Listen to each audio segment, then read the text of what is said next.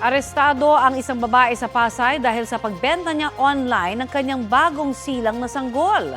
Ang kanyang depensa sa balitang hatid ni Bea Pinlac.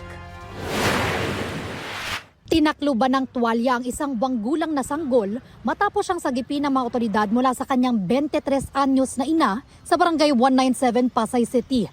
Ang babaeng sanggol, ibinebenta umano online ng mismong nanay niya. Meron sila napasukan na isang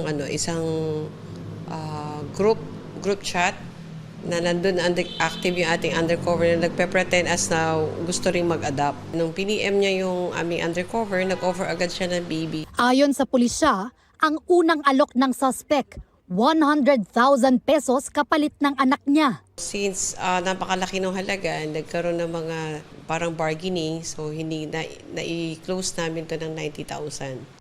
Na-turnover na sa DSWD ang nasagip na sanggol. Arestado ang ina. May isa pa raw anak ang suspect na edad 3 taon.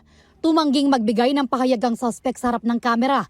Pero ang sinabi raw niya sa pulisya, kaya siya napilitan magbenta ng kanyang baby ay dahil kailangan niya ng pambayad o panggastos doon sa ospital kung saan siya nanganak.